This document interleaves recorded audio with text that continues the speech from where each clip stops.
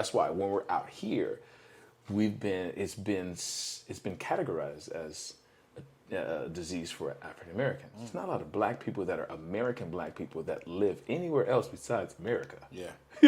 No, seriously. Yeah. It's we don't talk enough about healthcare. It's just black folks, black Americans in general, have a lot of reason to be skeptical about healthcare practices. Sure.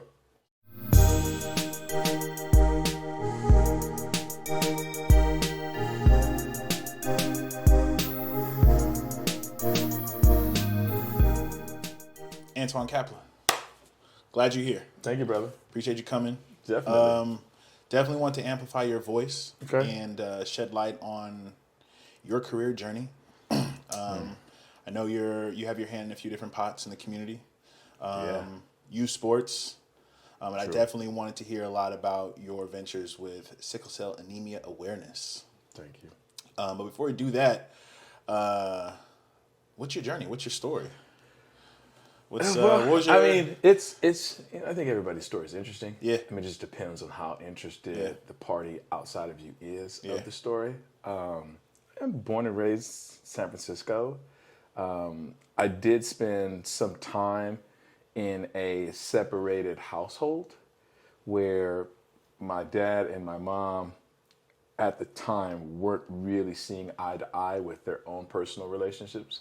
So my mother at 4 years old moved to Millbrae. My dad stayed in San Francisco because there was just certain things that unfortunately African American males from whatever generation got, there's certain promiscuities that we fall under the pretense of, and it hinders relationships. So I was a piece of that. I was a part of that, that category of people that dealt with it. So I lived halfway between, but I spent most of my time going to school in San Francisco. Once I was done in school in San Francisco, it was like I had daycare with my dad. My mom would get done working, and then we'd drive out to Millbrae, stay there, which is about 8 miles, 12 miles away from here, not too far, 15, 20-minute drive. Yeah.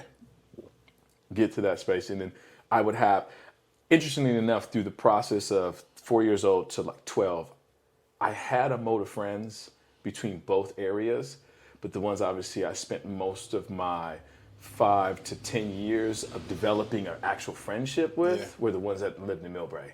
San Francisco was just because I was always around. Yeah. It's kind of the situation of like sports. You really have a love for basketball, but you're better in baseball. Yeah. And since you're better in baseball, you kind of just pursue that more than you do basketball, All of my schooling has been here in San Francisco.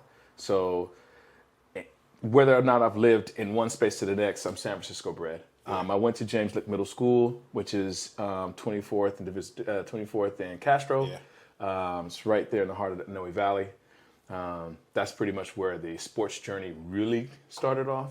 I did play basketball from time to time throughout, elementary school, but I never really played anything organized, not until about 6th grade. So from 6th grade to about 8th grade, that's when I started understanding that there was this organized sport that I was getting better at. But in the process of a lot of that, I realized from living in different spaces of the Bay Area, my friends were different. So when I lived in Millbrae, all of my friends were either white or they were Middle Eastern. When I was in San Francisco, I went to Buena Vista, which taught me how to speak Spanish. It's a Spanish immersion school. You're fluent now. Yeah. Okay. Si quieres hablarme, podemos a cualquier tiempo. Hell yeah. So, I don't know. I know, right? So in the process of that, like being at the schools for Spanish immersion, that's when I got an opportunity to really stick with a lot of people from my ethnic background, African American. I have a little bit of Spanish in me just because my dad's, the descent is Creole. Yeah. But obviously that is French that came over to settle, colonize in the southern regions of the Americas. Yeah. But since they were coming over from the French War, they had a Medal of Honor that allowed them the opportunity to gain land. Were there any situations where you were like, this wouldn't happen if I was with my other friend group, or like you start to realize we're kind of who we're gonna be based on like ethnic groups or like I would say no. I would say my parents' structure was really going to dictate how I developed relationships with people of every type of ethnicity. My mom and my dad were the two people coming from parents that were in the military or the Navy. So my on dad, both sides. Yeah. So they're moving. Like my uncle, my mom, they lived in Germany at one point.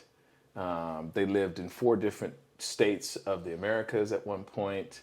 My father, he at one point in time, even though he was born in Covington, Louisiana, his dad was stationed at several different harbors throughout the Americas where he would get an opportunity to meet several different types of people. Yeah. So I feel like how they grew up around different ethnicities, different languages, different environments, that was going to basically give me a foundation to, I think that foundation that was instilled in me was going to allow me to kind of move smoothly through every different type. cultural competence. You know what I'm saying?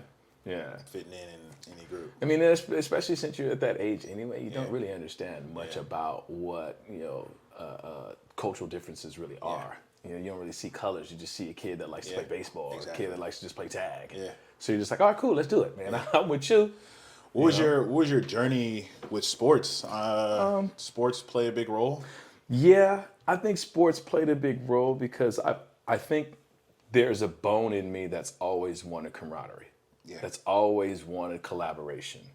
In essence, reason why I have my hands in so many things. Yeah. I've never felt like my capacity was in one space. Yeah. And sports gave me the opportunity to have a chance to dive into other people's vision, perspectives, coaching. I liked coaches because they didn't think like me. Obviously, they were supposed to be much more educated than I was about a sport. So they would teach me something that I hadn't really had much practice in. Yeah. You know, the kids that I played with, they were coming from different, families. Yeah. So the way that they were either taught a certain skill or not taught a skill, I understood how to cope with that. And I never really looked at somebody, honestly, I've never had a situation in my life where I've actually initiated saying somebody was weak. Okay. You know what I mean? So Like I just tripped off of that. Defense mechanism. The only reason why I would say somebody was weak was somebody coming at me talking about, you're not good enough to do something. Yeah. But other than that, I realized that I've never decided in my mind to say, okay, well, this kid's just less talented than me. Well, he sucks. That's crazy. Yeah. You know what I mean? But I think that's really what is how my life has kind of grown to be what it is currently right now, because I've never really felt as though somebody was beneath me. Yeah. I've never had this feeling that somebody probably wouldn't accept my help, or at least knowing that this person, once we collaborated somehow, I was going to find a way to let you know that you were going to teach me something. Right. You know what I mean? So sports gave me that opportunity. I think that's a really interesting way, innovative way of looking at it. Yeah. It's a learning exchange. I like that term. Yeah. I'm gonna actually use that. I mean, that statement. I'm gonna actually use that. I really like that. Yeah. You know. I think it's a very innovative way of, I guess, developing players, because sports can. I mean, all the things that you learn in sports are going to be a formula to success in life. Mm-hmm. And so, if you can teach me something, it'll help me be a better agent of serving other people like you. So. Yeah, I think that's dope. So how far did sports take you? Sports took me, I was a dual athlete. I didn't experience failure much outside of the result of the game or statistics within the game. So my coaches were always very uplifting of me. So when I got to high school, I played both sports. I went to Lowell High School to play baseball and basketball. People wanted to recruit me for football. My mom just didn't feel like it was good for me to clash that way. And honestly, for me, interestingly enough, when I got to junior year and I felt like I wanted to try it, two guys that were on my baseball team, one broke a fibula on a punt return, just fell the wrong way, and somebody crashed on top of him. And then the other dude got a concussion.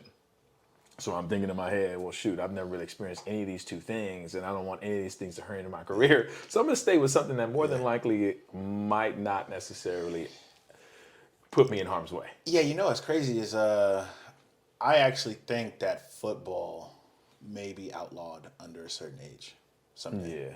There's just a lot. I mean, the data on CTE and just the overall safety, I think and then you got flag football.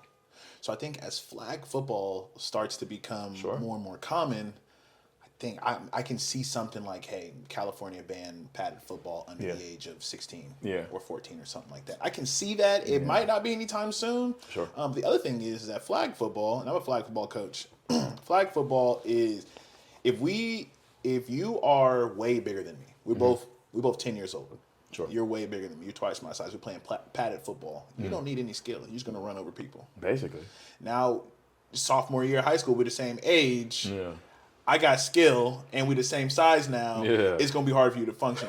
So flag football is not a sport where you can bull rush somebody or truck somebody. You actually have to evade them. You got to work on your agility. You got to work on your skills. You got to get those reps in. So now you got a bunch of football players that are flag football players that are transitioning into padded football. And they all got those reps in when they were younger. So you probably have better players. You know, to your point, I think what, this generation will do for, the public or just spectators is help us understand more about how skill set can be a true artistry. A lot of people don't truly understand that sports in general is an artistry. We may not necessarily draw, we may not necessarily paint, but we can create a certain stroke physically with our hand, our legs, our body, our hips in order to create a very beautiful movement in order for us to have success getting somewhere within that sport. So a lot of times there's been a lot of brute mentality through any of the sports. I mean, shoot, if you think about how old we are, and when we came up watching, especially me at being 40, watching 1990s basketball, everybody talks about can these guys play in this era, and a lot of the times the distinction between them is can he handle physicality? So targeting it back to our point, flag football I think is really great. We have a friend that actually started a league for that around the city, where it's going to teach people two things. You have the capability of actually playing this for a long period of time and getting everything out of it that you feel like you may want, because some people just may not necessarily be able to, their bodies physically can't handle a hit or that much contact. It'll give you a chance to actually do that through a course of your time that's going to be important for you to stay collaborative in sports, right? And then the second thing is obviously is artistry. If you give people an opportunity to allow them the chance to make movements, have specific movement success without somebody having to contact them in a specific way that's going to impede their progress, you'll see certain kids start to learn body mechanics that they'll never really experience because they get hit so much if they play padded football.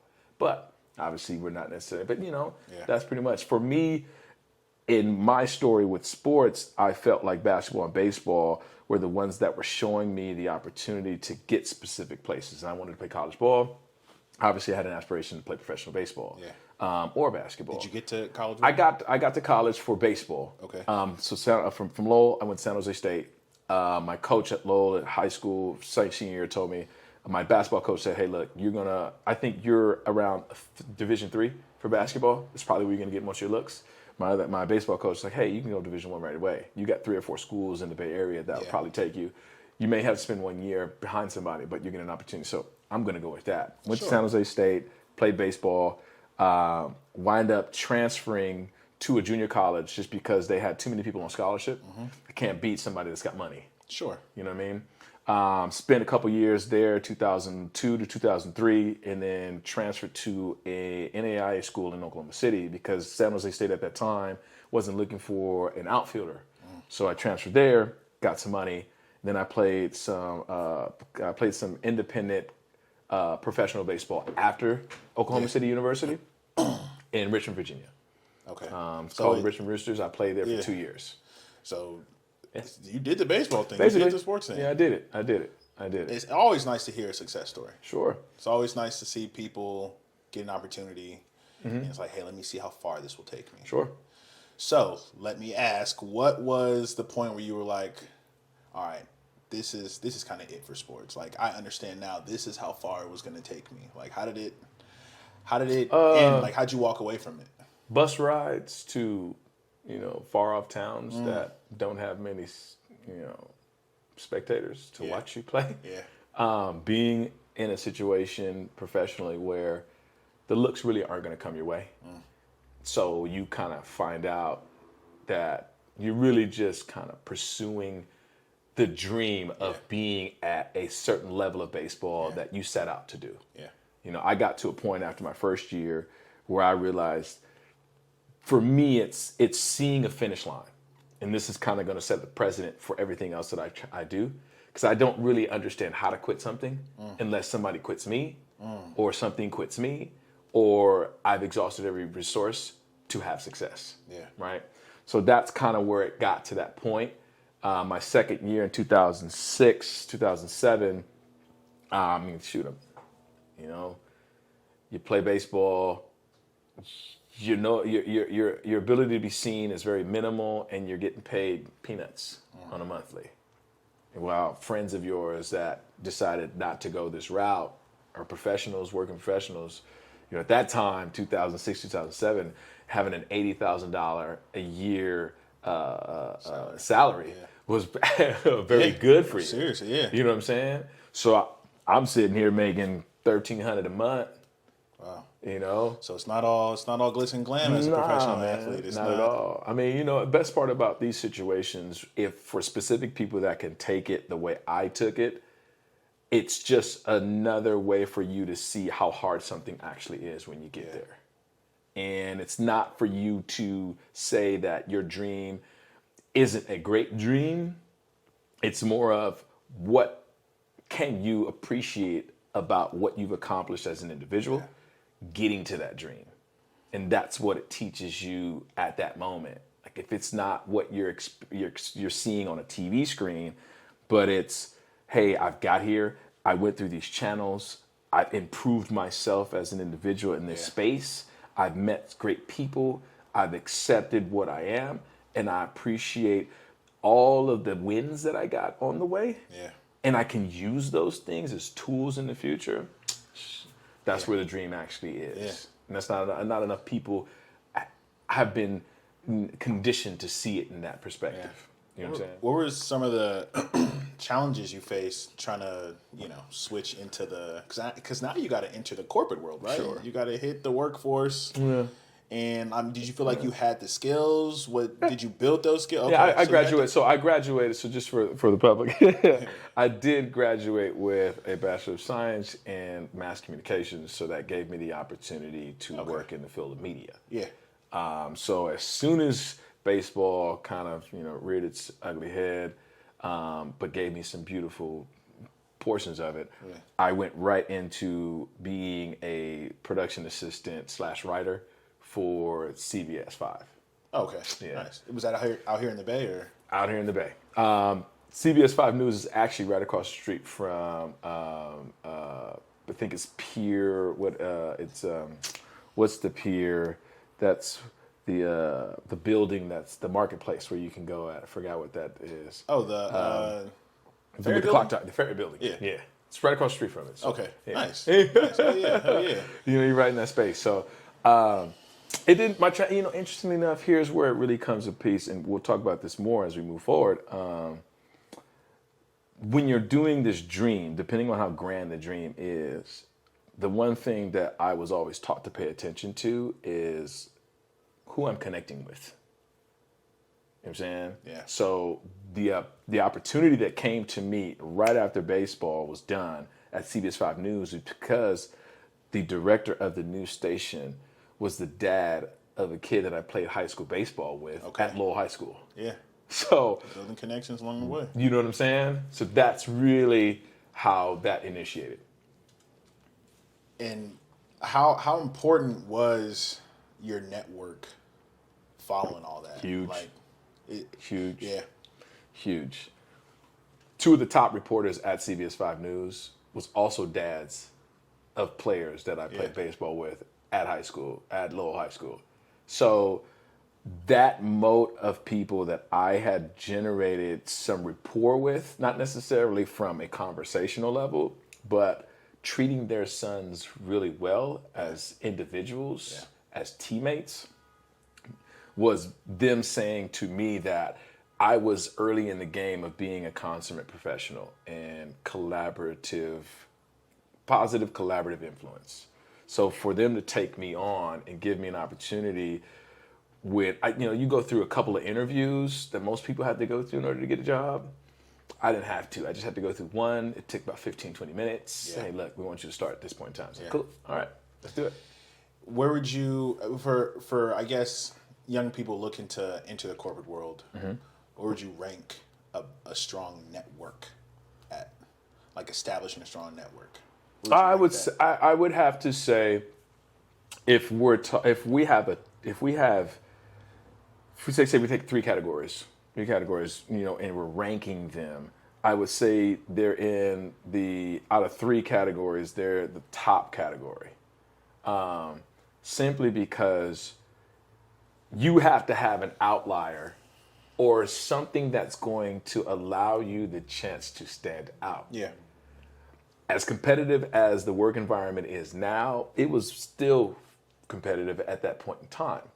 Obviously, there's different booms in different generations of time where you may have the ability to get more or have more opportunity because certain things have yet to grow to their capacity, But in 2006, 2007, 2008, even though I was able to find a job with somebody, there was still I still needed a competitive advantage. Yeah. It wasn't like I was the only person trying to be a writer for CBS 5 News. There was 15, 20 other people that had interviewed for the position, right? So I would say if you are an athlete, you already understand that if you want to stand out at a tryout, you want to stand out to get minutes, to get playing time, there's got to be something that you provide that's distinct from everybody else. Yeah. And having a network of people that might be in the space that you're interested in, specifically in the corporate world, is very big for you because that recommendation will always be in favor of you, whether it be through a letter of somebody or it be somebody that works at the space and is thinking about hiring you. Yeah. And you have to have that contact. It's got to be something that you think about more and more. So anybody that's in this space, people that you engage with that have different interests from you, take note of that. Especially if it's an interest that they have that you don't have, but you're still vested in what they want to accomplish as an individual or as a friend. Yeah. You know what I mean? Pay attention to that. Yeah. Keep a note of that. Super important. Man. And how long did you write out like that whole, is that broadcasting and news writing? So here's something funny or maybe interesting. Every job or position that I've had, I found a way to create, or it's found a way to give me flexibility to do something else. Okay. And what I mean by that is, starting with CBS 5 News, I was in a space where I had blocks of time during my shift where I had to wait for shows to get started, because new shows are only 30 minutes. Yeah. So you got a 30-minute spot at 6 a.m. Yeah. And then once you finish that spot, you don't have anything until 7:30. Yeah. 10 o'clock. So in the process of that, that's where I'm going into a space to edit, write more scripting. We have a program meeting to help people understand what our time blocks look like and what we're going to be talking about and who's going to write what. We're going to talk to the news reporters, so forth. So in the process of that, I was able to learn about investing. Okay. Yeah. Yeah. So while I'm going through this, so while I'm waiting for shows to come on, I'm learning about how to create a portfolio, or I'm learning about what to put money in, because at the time, I'm 2-3 years behind most of my peers. Yeah. Why do you think that is? Which one? The 2 years behind? Yeah. Oh, because I was playing baseball for Okay. 2.5 years, making chump change. Yeah. And they're already, depending on whether they're living with their parents, they're making $50,000 to $60,000 to $70,000 because they went into a space that provided them that equity. I mean, that salary, and they're 2 years into it, saving all that money. Yeah. And I'm coming back, coming from scratch. I wasn't envious of it, but I'm already telling myself, okay, well, shoot. Sure.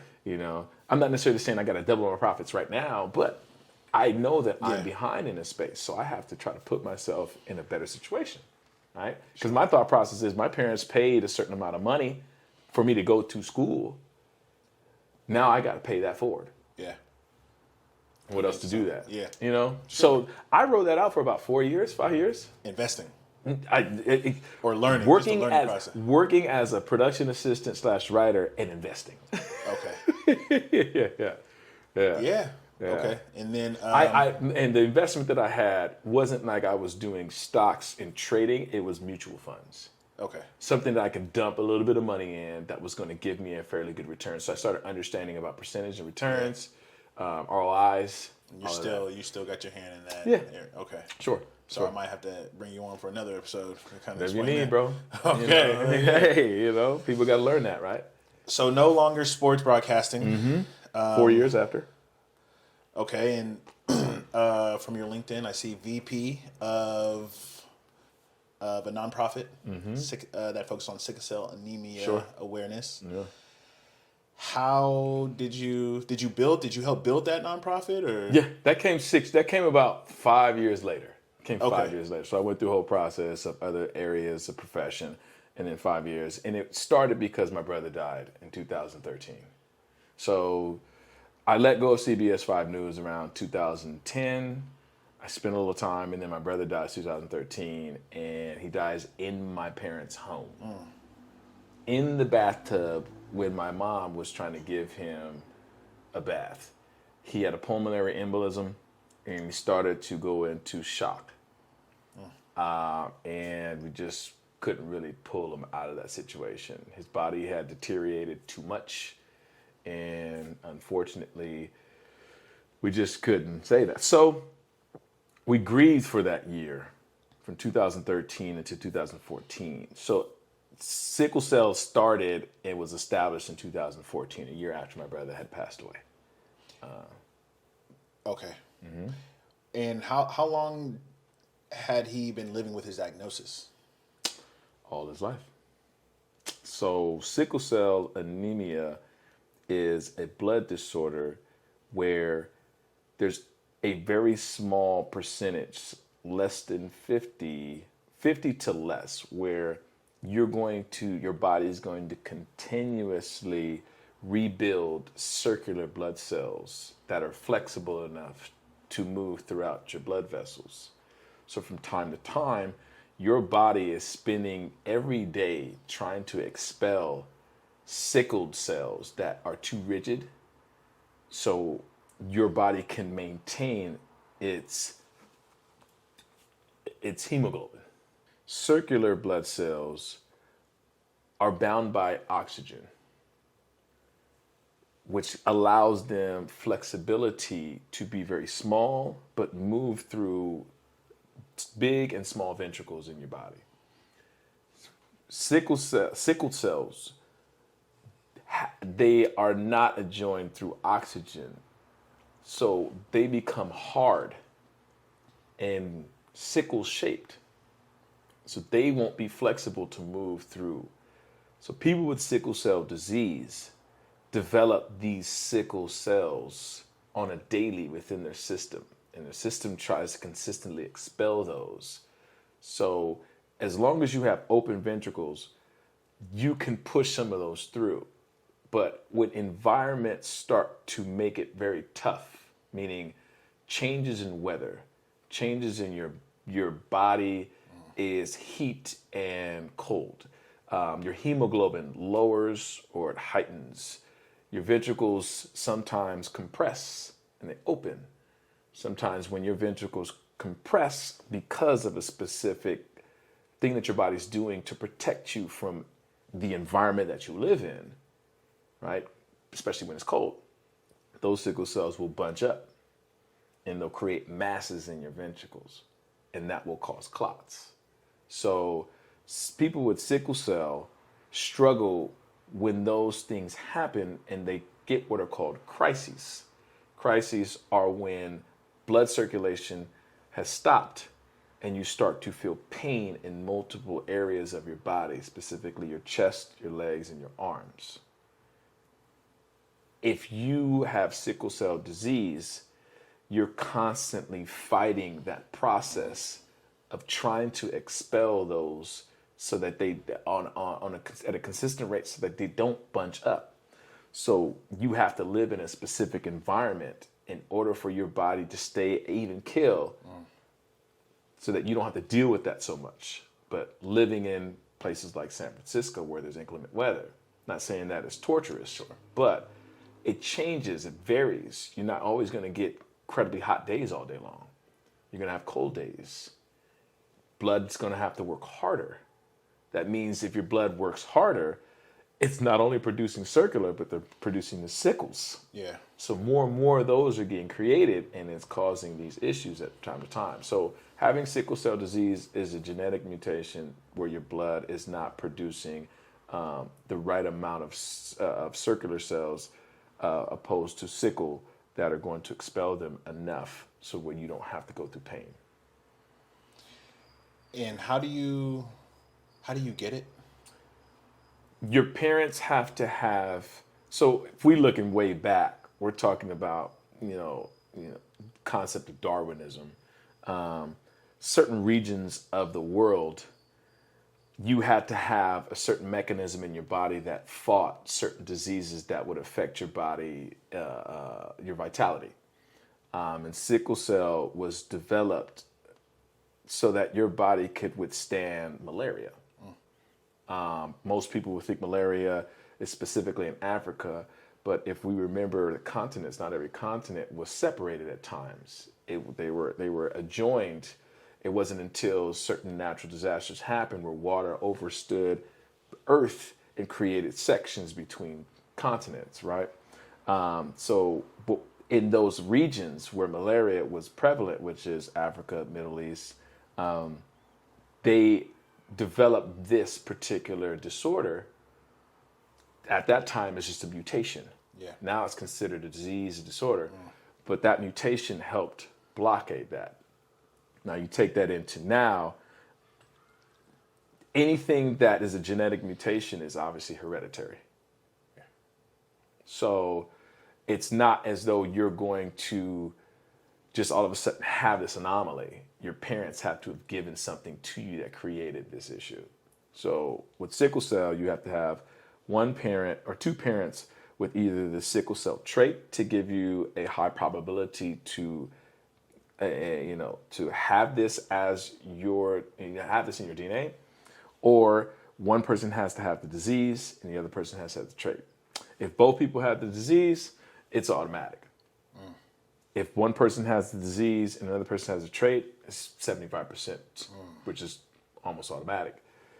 When you have two people with the traits, different story. There's 50% possibility. Now you're kind of weighing your options. But my brother's dad had sickle cell disease, and my mom, who we share, had the trait. So it gave him 75% chance he came out with it. And interestingly enough, I just found out that my daughter has it. I hadn't even an idea that I had the trait. Yeah. But that's for another time or like later on in the conversation. But yeah, that's pretty much how you get it. Okay. Yeah. And then, I mean, you came out the other end of this hardship. Yeah. With a passion. Sure. and I would say, let me say this. I would say a calling. a calling. I think passion is not something that you're drawn to. It's something that it's an interest that you develop at a higher sensory rate. A calling is something is telling you that you need to do this. You know what I mean? Yeah. Other people are struggling that you had no idea about only because you didn't really take your brother's issue as seriously as you knew it to be. And then now you see him deteriorating over a course of time and you realize that he's not the only one. Yeah. And in that process, I'm not like, hey, I'm passionate about doing this and I'm interested in this. It's, I struggled with this person's death. I dealt with this not knowing much about it because I'm 7 years younger than he is. So I spent most of my time just thinking that this was just a common situation that other people have, that I'll find out more about it as we get, as I get older. Yeah. But obviously get older, you run out of time. Yeah. You know what I'm saying? So the calling for me was this process because it was so detrimental to our family. And when you try to figure out who's available to help you through this process, you don't realize until you're called to specific, events, promotions, conferences, that other people are dealing with this at even higher magnitude. So I was like, yeah, this is, I'm meant to do. Did you allow yourself to grieve before you threw yourself into this work, or was this a part of the grieving process? I did. My mother, no. 10 years now, my mother's finally getting over it. For me,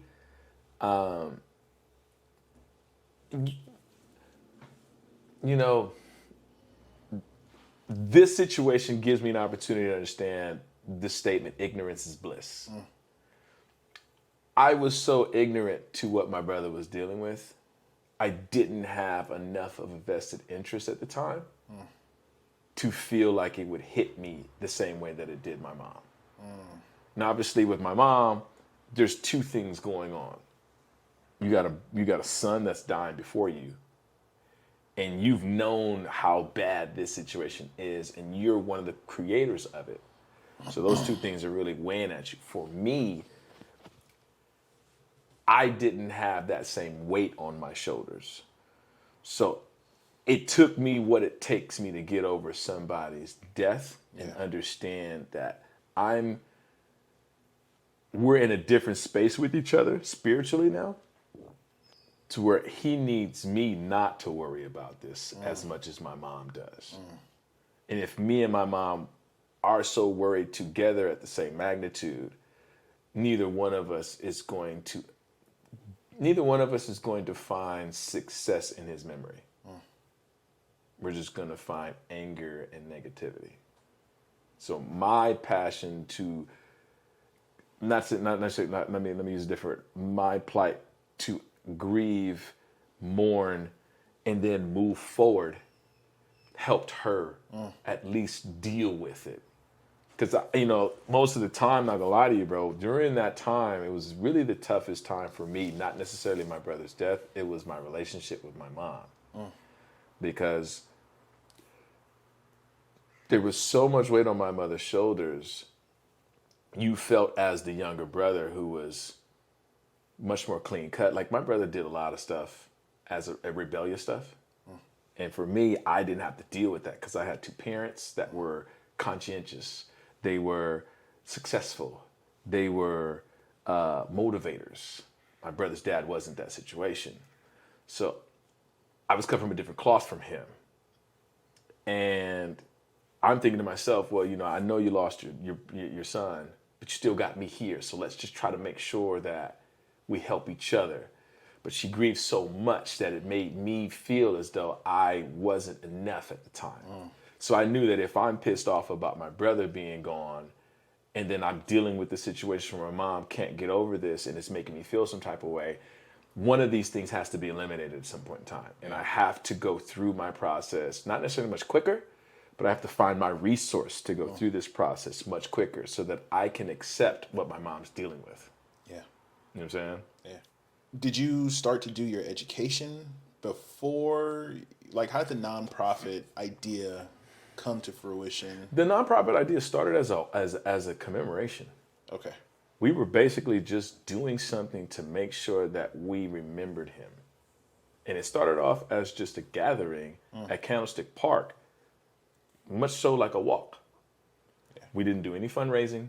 We did nothing. We just wanted people to come out and enjoy some food, walk the streets of the area where we felt like most people were in the same state, disenfranchised of the people that deal with this disease, and just try to, walk the streets and talk to them, advocate. Not necessarily, advocate in the sense of what do you need, but just trying to advocate about what's the issue so that people are aware. So it literally started that way, and we had like 65 people come, which was pretty powerful for us at the time. Sure.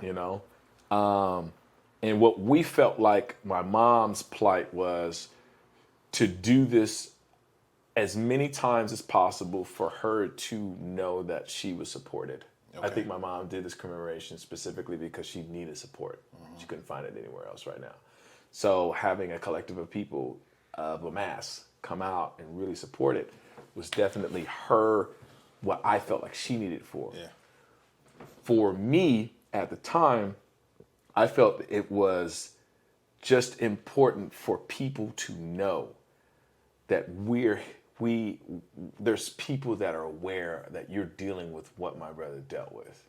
And at that point in time, after our first walk in 2014, that's when I tell you that my calling was, something was telling me, okay, I'm looking for a way to achieve something greater than myself, but I couldn't do it through financial. You couldn't put forth the financial. No.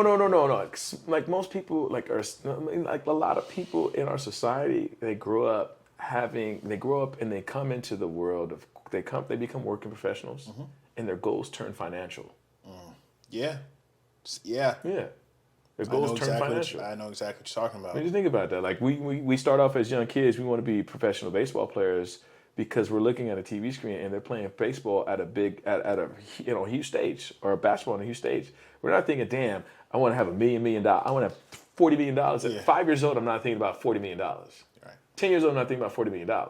I'm thinking about the fact that people are taking pictures of me in the stand while I'm playing basketball. Yeah. I want to do something I love. You get what I'm saying?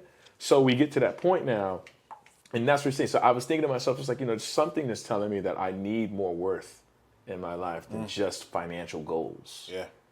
And this was the opportunity for me to say I'm doing something that doesn't mean it's for my personal gain. Yeah. You know what I'm saying? Yeah. So what was the turning point? Because it sounds like it's full time now. What job were you at the time? Or at the time, I was both? At the time, I'm able to do both because this is not so. That's the struggle that we have currently right now, and that's what we'll get into a lot with this nonprofit. Is nonprofits don't start off as full time unless you have the time. Sure. You know what I'm saying? Yeah. If you don't have somebody that says, "Look, I'm looking to start this. I want to put you in a position and pay you to work this full time," nobody's really doing this full time. They're just applying a portion of their day towards this goal. Sure. Right? So the turning point for me, obviously, was 2016, and we did it for the third time.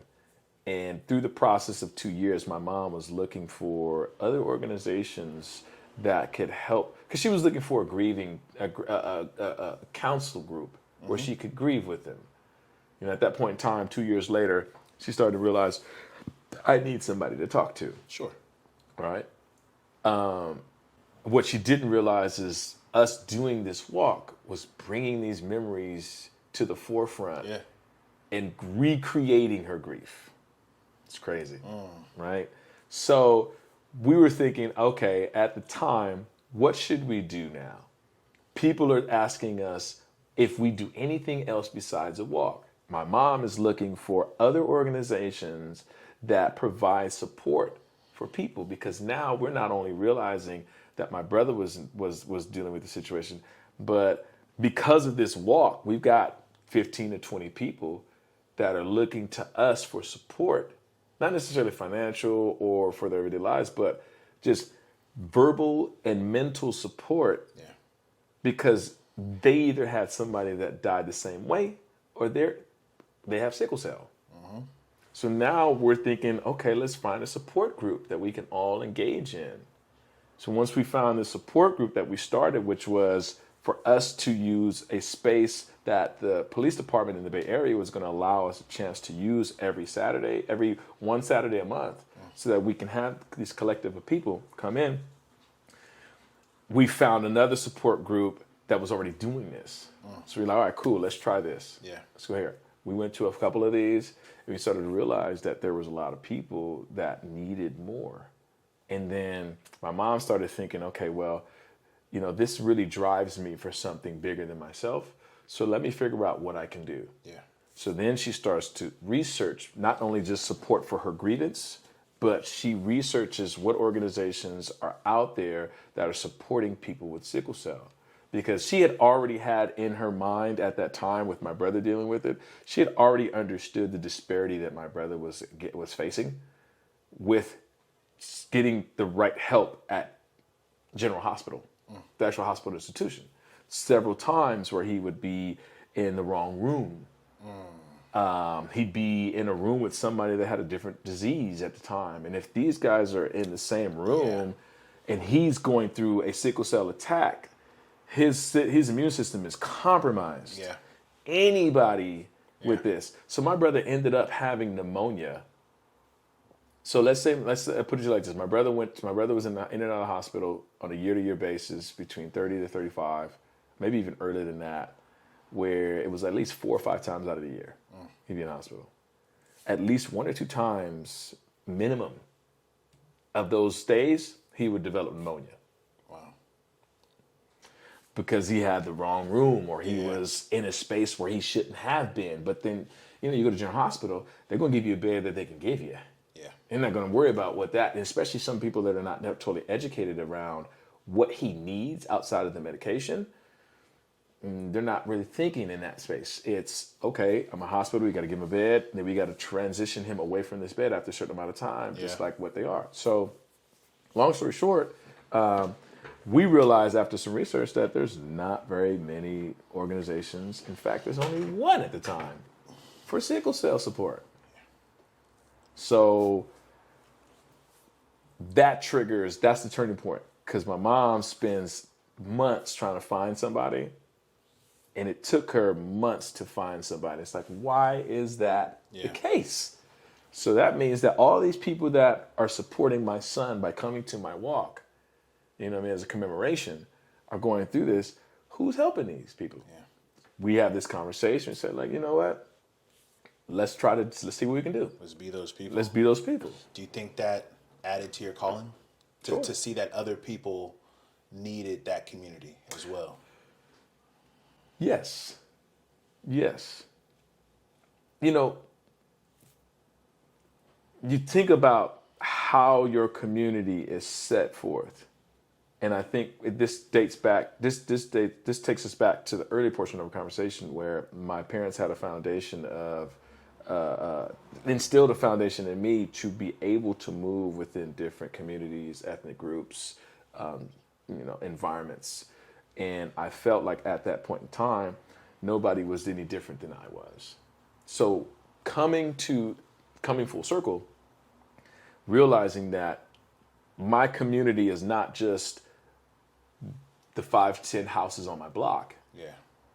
It's the friends that I have in the Tenderloin. It's the friends that I have in the Fillmore district. It's the teacher that reconnected with me after I graduated, because I felt like he was a huge influence. Yeah. So now I'm starting to realize that my community is bigger than just some of the people that I felt like I was intimate with. and those are the friends, right? Those are like my relatives. And from there, I realized that everybody goes through a process where they realize there's certain people in your life that have so much affinity to you that they're thicker than your blood. Yeah. Your relationship with them is thicker than people that are your own family. Yeah. And I'm realizing more and more that this doesn't have to be somebody that I'm always around, always communicating with. This could be somebody that takes this one hand out for me and puts me on this particular pedestal, that it's uplifting them personally just to be in my presence. Yeah. You know, that was my turning point. I was like, this community here doesn't necessarily need me. This community here wants me. If they're coming to support me for my walks, my mom's walks, then that means they want to be a friend to me. Yeah. They want to be not only a supporter, they want to be a relative to me. And that's somebody that just takes a vested interest in my well-being. Invested interest, for people that don't know that, is somebody that feels strongly about who you are so that they put energy into you. You feel what I'm saying? Yeah. So when we saw all these people putting energy into us, like, look, we can't have these people put energy into us and us not, pay it forward. Sure. You scratch my back, I scratch yours. Yeah. So that was our turning point. 2016 was our turning point. So just so that everybody understands from a business perspective, the challenge of the nonprofit was understanding the jargon and what kind of nonprofit, because there's a nonprofit and there's a not-for-profit. Okay. Yeah. I heard both. Yeah. So okay. I always thought they were the same thing. They're not.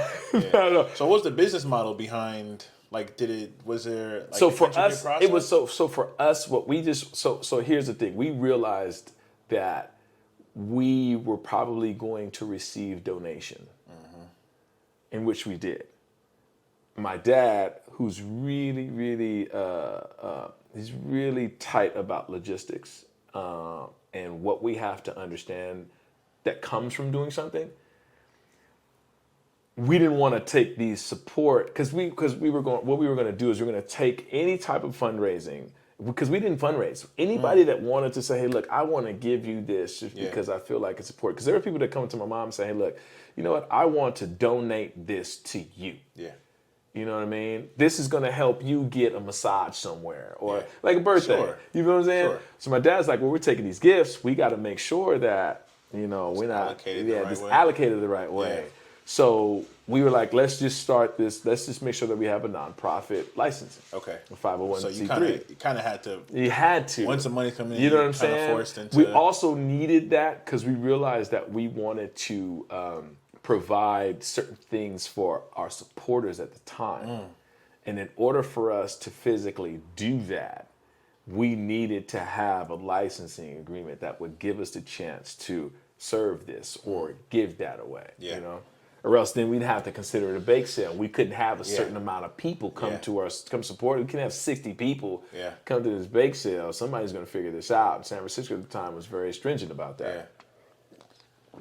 So we got the 501c3, which under our decree is nonprofit. So nonprofit is for people that are trying to become charitable organizations.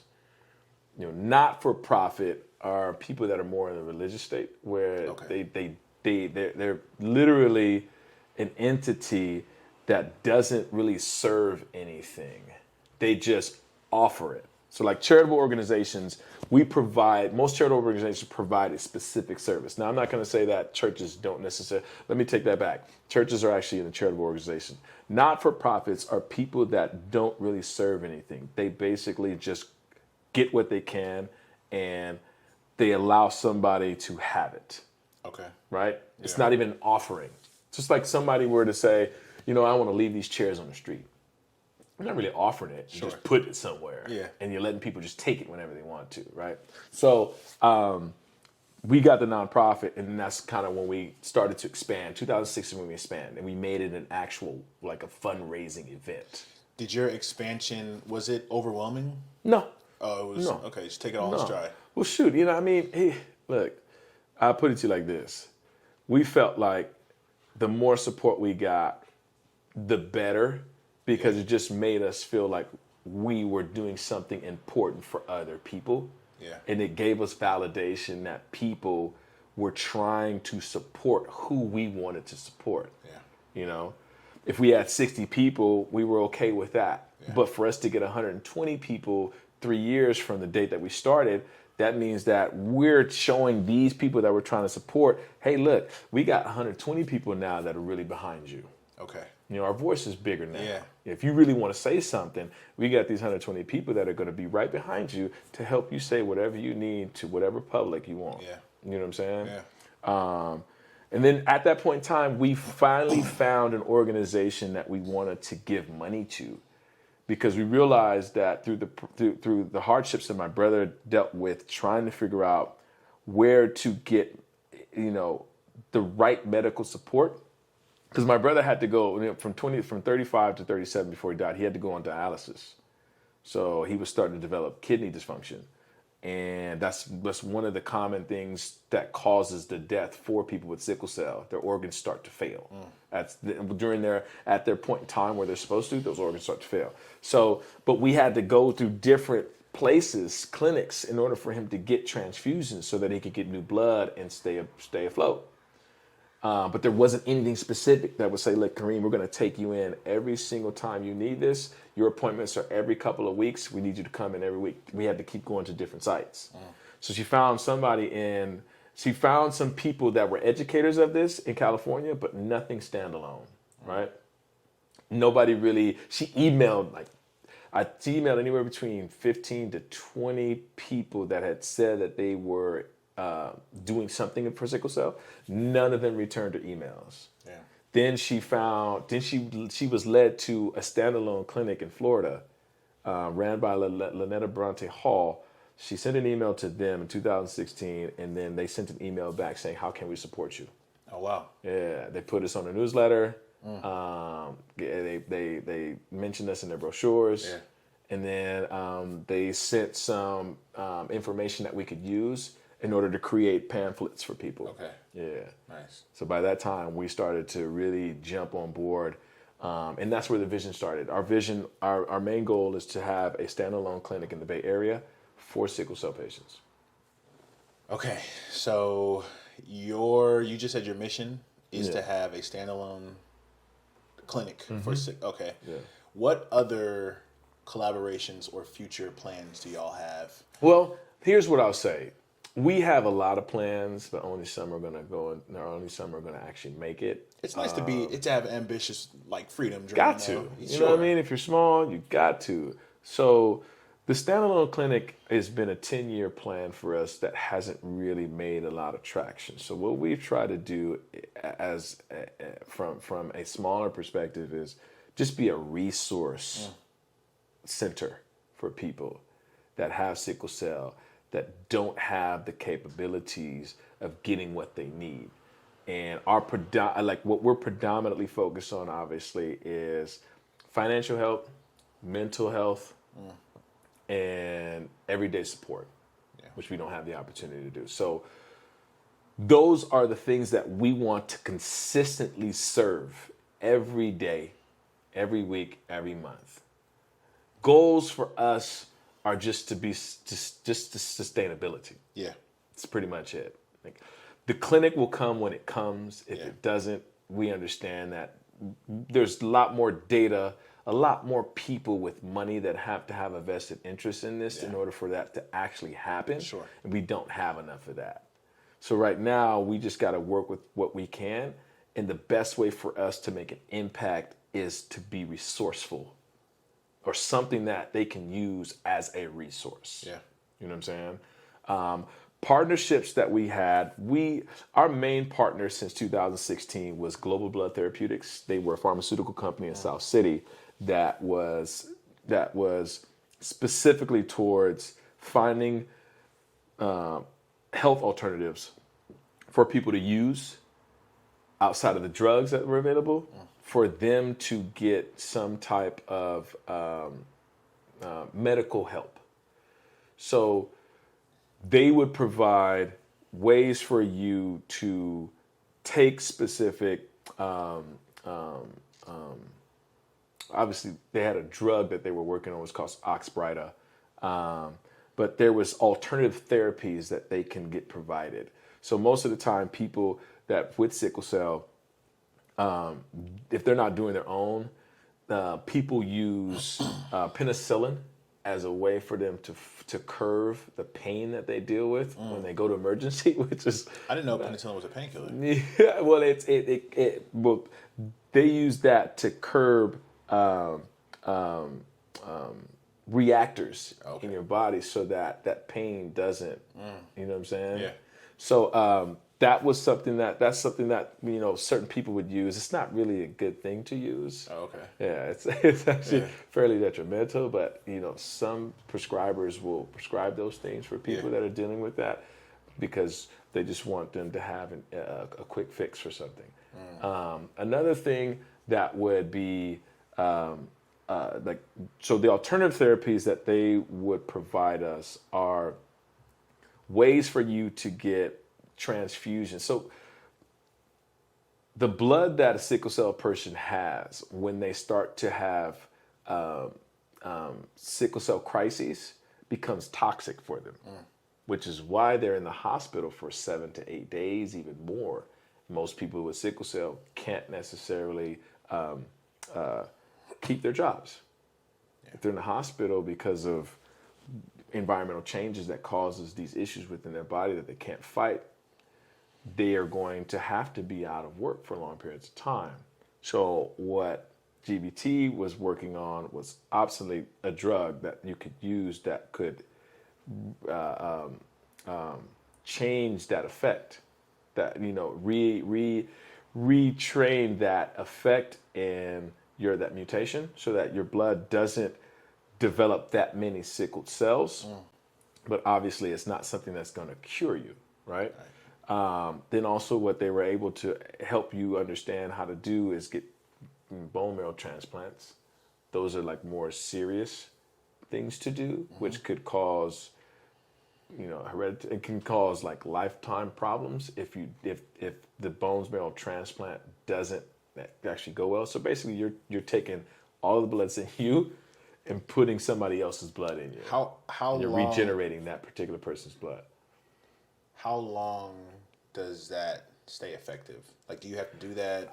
You know, we've had some people that have had bone marrow transplants that are successful and others that haven't. Those that have had successful transplants, they go through a case study to know if their body can withstand that. And then once they actually go through with the actual transplant, they're monitored for 12 to 18 months.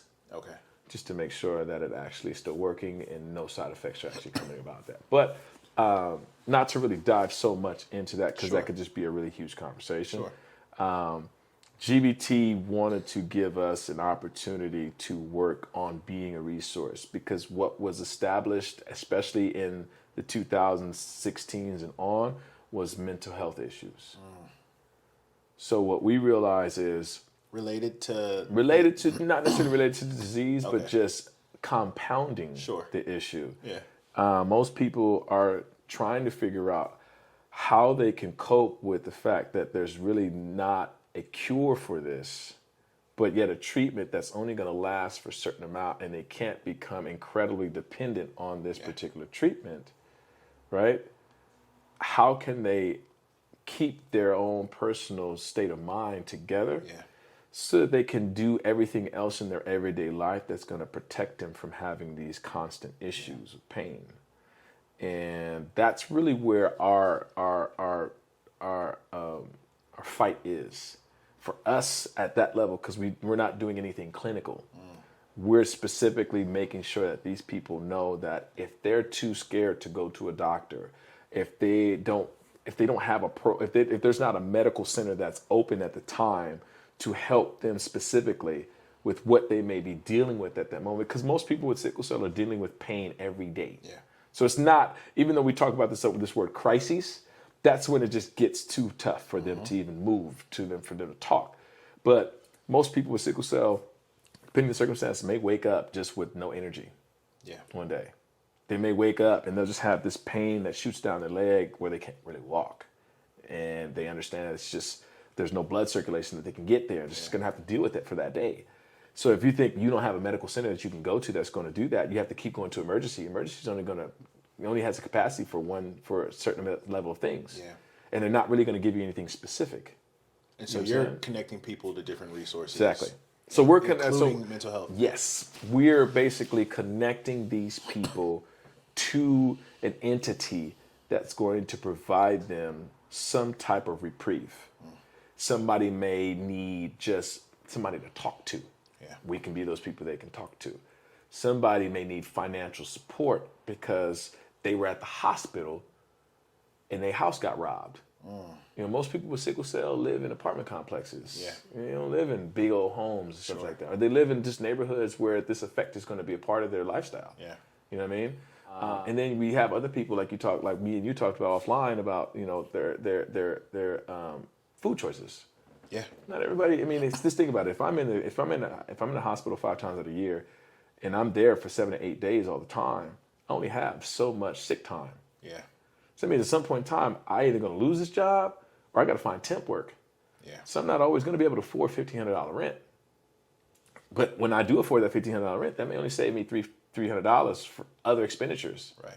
And if those other expenditures are other things, I may only have $50 left for groceries. Sure. You know what I mean? So I can't be shopping at Whole Foods. You feel me? So with our organization, our partners we're trying to advise our partners of what niche we're going to cover for these people. And GBT understood that we were covering that niche of lifestyle support. Yeah. So Super important. yeah. So our organization does a walk every year on September. It's the second week of September every year. Sickle Cell Month is September. Okay. Sickle Cell World Day is Juneteenth. Okay. And we need people to obviously support that event because it's really grand. But in the meantime, we always have assessments that we're doing with intakes and assessments that we're doing, which is basically having conversations with people on a day-to-day, finding out what their issues are at that moment, and understanding over a certain period of time how we can help that alleviate that issue. Yeah. You know what I mean? And then other things that we try to accomplish for people is giving them training, education. You know, one of the things that we don't really realize about sickle cell is it hurts brain function as well. You know, when you start having a lot of pain and your organs aren't working the same capacity as you and I, your brain capacity is hindered. Yeah. So I'm not saying that you aren't smart, but you're not going to be as sharp all the time every time. You know what I'm saying? So certain educations, you don't even have the opportunity or capacity to actually learn it.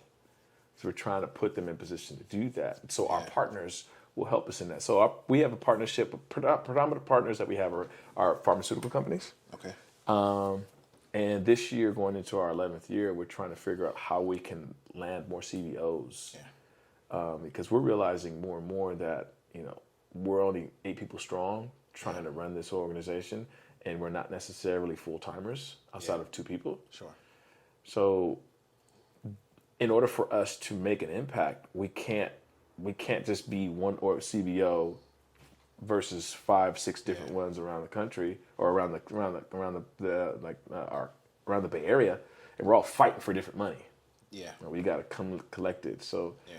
you know, for right now, the people that are supporting us are pharmaceutical companies. Like 2 of them. Vertex was one.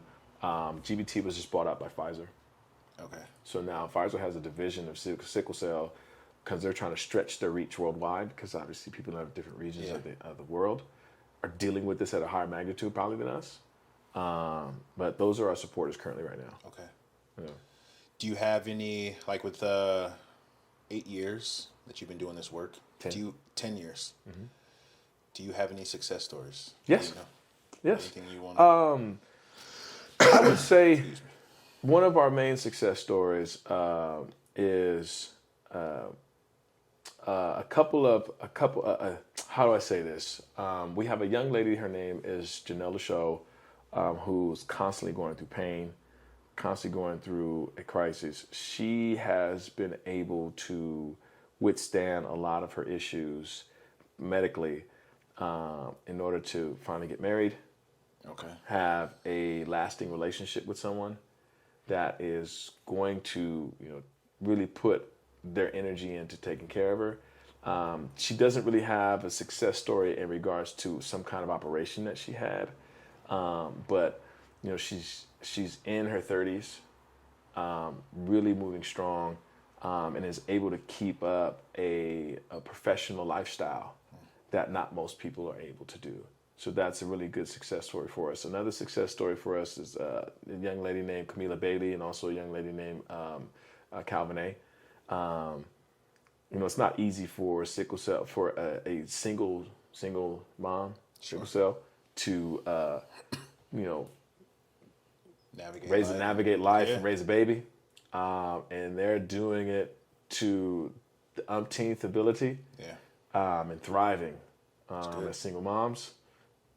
Obviously, I don't want to talk too much about that particular point because I didn't ask for their, but the success that we get from our perspective, because we're not clinical, because we can't really say that a success story that comes from us, from somebody that does something clinical, is something that we can take credit for. Sure. So it's more of us realizing how people that are in our network that we're supporting are creating healthy lifestyles, not only for themselves, but for people that they might have created or people that are in their families. Yeah. You know what I mean? Yeah. Calvin A, which had a newborn, she's actually partnering with us because she has a summer camp that she puts on every year for sickle cell children. It was about 3 months. It's a 2-month program where they find a way to get educated about things around them, life in general, professional opportunities that they might be able to come into when they go into their college careers, helping them understand and navigate like the issues that they deal with on a daily basis going to school, and possibly being the only people at school that deal with these issues, but giving them a space to talk about that freely, and then feeling as though they have the spiritual, how I say, this emotional backing from other people that really care about them. Yeah. Our success stories are definitely mostly women. That's one thing that we're trying to strive to do, is figure out how many more men we can find that can give us an opportunity to work with them.